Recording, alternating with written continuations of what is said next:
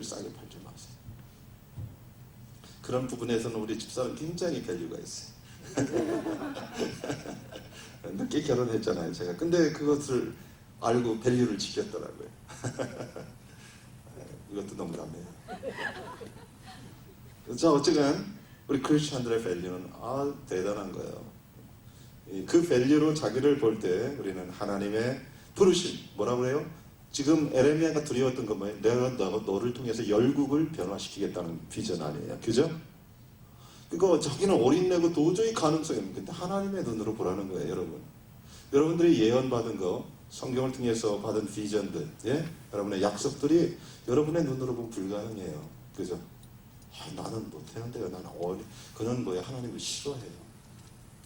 누가 너보고 하래?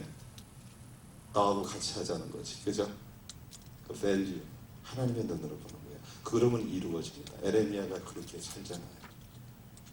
이것이 선지자의 자세입니다. 하나님의 눈으로 봅니다.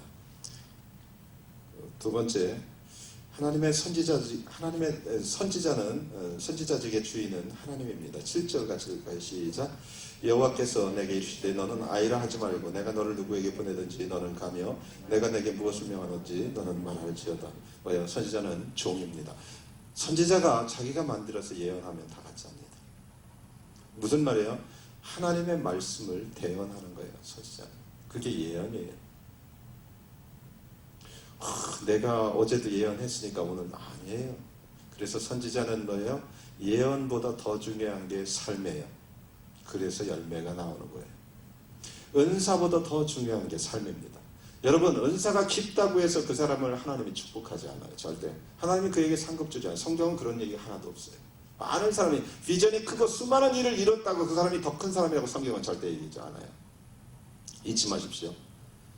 예수님께서는 선지자 노릇한 사람이 와서 문을 두드릴 때 이런 비유를 합니다. 나는 선지자 노릇했고 주의 이름으로 기적을 행했는데 무척 많은 일, 나는 너를 모르겠다. 이 패역한 사람아, 여기서 떠나라면서 다음 말이면 불법을 행했다 그래요. 불법이라는 거예요. 삶에서 하나님을 왕으로 섬기지 못했어요. 그죠? 순종하지 못했어요. 그는 하나님의 능력을 받았고요. 선지자 노릇했고 엄청난 일을 했지만 그는 하나님께 버림받았다고 그래요. 하나님이 보는 것은 일의 사이즈가 아니라 그의 신실함이에요. 우리의 보상은요, 은사의 깊이와 넓이와 비전과 크기에 그게 아니라 신실함이 하나님의 상급이라는 것을 잊지 마세요. 주인된 삶입니다. 하나님의 주인된 삶을 끊임없이 추구해야 돼요. 예언을 어떻게 깊이 잘하는 것보다 더 중요한 게 하나님이 주인이냐 아니냐. 예언을 너무 잘하고 나서 지옥 간다면 무슨 의미가 있겠습니까? 그죠? 사랑하는 여러분, 잊지 마십니다. 지구에 대해 하나님은 보상하지 않고 신실함에 대해서 보상하십니다.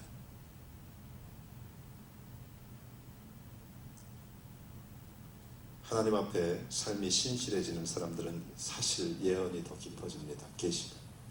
순종을 하면 할수록 하나님을 깊이 만나기 때문에 그래요. 하나님을 만나는 포인트는 다 보세요. 순종했을 때입니다. 기적은 어디서 일어나냐? 손을 얹었을 때 나타나요. 봐요. 어떤 아픈 사람이 있고 병자가 있고 귀신 들린 사람이 있어요. 그를 주여, 옆에 저도 저 사람이 나가겠지. 돌아서서 주여 속으로 낫게 해주세요. 딱 봐요. 안 나섰어요. 여러분 해보세요. 실제 제가 해보니까요. 근데요, 정말 낫을까? 손 얹는 거 쉬운 건 줄 아세요? 아픈 사람한테 대단한 믿음이 필요합니다. 왜? 안 낫으면 어떡하냐. 저도 그런데 여러분들은 얼마나 힘들겠어요. 근데 얹이고요, 기도하는 순종을 통해서 그가 낫더라고요.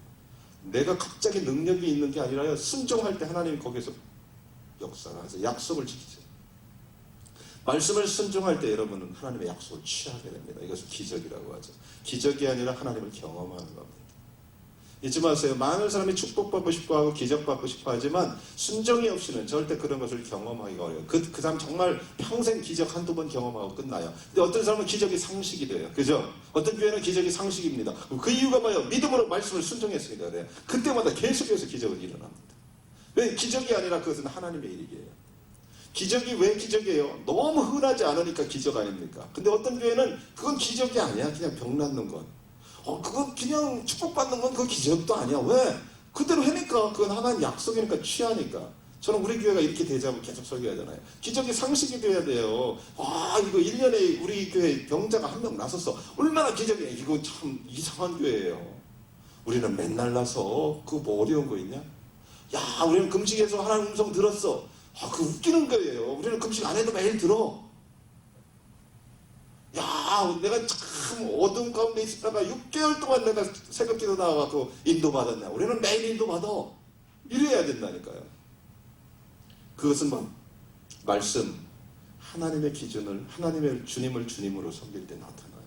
한번 해보세요. 주님을 주님으로 섬길 때마다 우리는 하나님을 경험합니다.